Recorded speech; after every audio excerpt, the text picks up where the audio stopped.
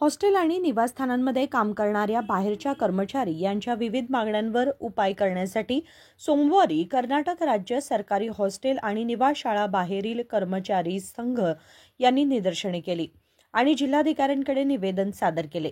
निवेदनात म्हटले आहे की राज्य सरकार आणि कामगार विभागाने सुधारित मसुदा अधिसूचना जाहीर केली आहे, त्यानुसार किमान वेतन लागू करावे।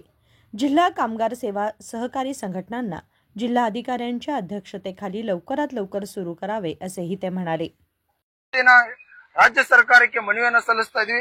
ಕಾರಣ ಏನಂದ್ರೆ ಮಾನ್ಯ ಮುಖ್ಯಮಂತ್ರಿಗಳು ಕರ್ನಾಟಕ ಸರ್ಕಾರ ಇವರಿಗೆ ಮಾನ್ಯ ಜಿಲ್ಲಾಧಿಕಾರಿಗಳ ಮುಖಾಂತರ ಹಾಸ್ಟೆಲ್ ಮತ್ತು ವಸತಿ ಶಾಲಾ ವರ್ಗುತ್ಯ ನೌಕರ ಬೇಡಿಕೆಯನ್ನು ಈಡೇರಿಸಲಿಕ್ಕಾಗಿ ಇಡೀ ರಾಜ್ಯಾದ್ಯಂತ ಇವತ್ತು ನಾವು ಮನವಿ ಸಲ್ಲಿಸಿ ರಾಜ್ಯ ಸರ್ಕಾರಕ್ಕೆ ಒತ್ತಾಯವನ್ನು ಸಲ್ಲಿಸ್ತಾ ಇದ್ವಿ। ಸೊ ಹಿಂದುಳಿದ ವರ್ಗ ಕಲ್ಯಾಣ ಇಲಾಖೆ ಆಗಿರಬಹುದು, ಸಮಾಜ ಕಲ್ಯಾಣ ಇಲಾಖೆ, ಅಲ್ಪಸಂಖ್ಯಾತರ ಕಲ್ಯಾಣ ಇಲಾಖೆ, ಪರಿಶಿಷ್ಟ ವರ್ಗ ಕಲ್ಯಾಣ ಇಲಾಖೆ, ಕರ್ನಾಟಕ ವಸತಿ ಶಿಕ್ಷಣ ಸಂಸ್ಥೆ ಅಡಿಯಲ್ಲಿ ಕಾರ್ಯನಿರ್ವಹಿಸುವಂತಹ ಅಡಿಗೆಯವರು, ಅಡಿಗೆ ಸಹಾಯಕರು, ಕಾವಲುಗಾರರು, ಜವಾನರು, ಸ್ಟಾಫ್ ನರ್ಸ್, ಅತಿಥಿ ಶಿಕ್ಷಕರು, ಕಂಪ್ಯೂಟರ್ ಆಪರೇಟರ್, ಎಸ್ಡಿಸಿ, ಎಫ್ಡಿಸಿ ಇವರಿಗೆಲ್ಲರಿಗೂ ಕೂಡ ಒಂದು ಸೇವಾ ಭದ್ರತೆ ಕೂಡ ಸತತ ಸುಮಾರು 2012ರಿಂದ ನಾವು ಹೋರಾಟಗಳನ್ನು ಮಾಡ್ತಾನೆ ಬಂದಿದ್ವಿ। ಸೊ ಅದೇ ರೀತಿಯಾಗಿ ದಿನಾಂಕ 11/4/2025 ರಾಜ್ಯ ಸರ್ಕಾರ ಕಾರ್ಮಿಕ ಇಲಾಖೆ ಒಂದು ಕರಡು ಅಧಿಸೂಚನೆಯನ್ನು ಹೊರಡಿಸಿತು। ಕನಿಷ್ಠ ವೇತನ 25,000 ಕೊಡ್ತೀವಿ ಅಂತ ಹೇಳಿ।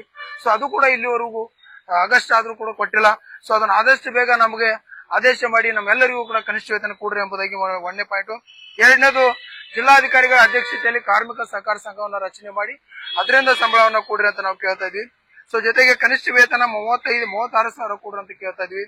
ಕಾರ್ಮಿಕ ಇಲಾಖೆಯ ಪ್ರಕಾರ ನಮಗೆ ವಾರದ ರಜೆ ಆಗಿರ್ಬೋದು, ಸೌಲಭ್ಯಗಳಾಗಿರ್ಬೋದು ಇತ್ಯಾದಿಗಳನ್ನ ಕೂಡ ಅಂತ ನಾವು ಕೇಳ್ತಾ ಇದ್ವಿ।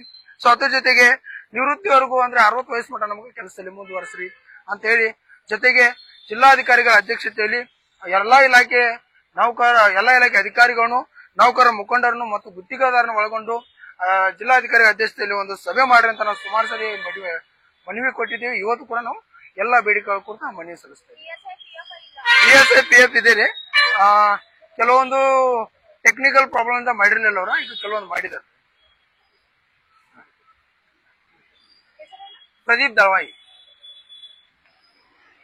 कामगार विभागाच्या कायद्यानुसार आठवड्यातील सुट्टी, ID कार्ड, ESI व PF भरलेली पावती, वेतन पर्ची, सेवा प्रमाणपत्र, आदेशपत्र देणं आवश्यक आहे असे त्यांनी ठामपणे मागणी केली।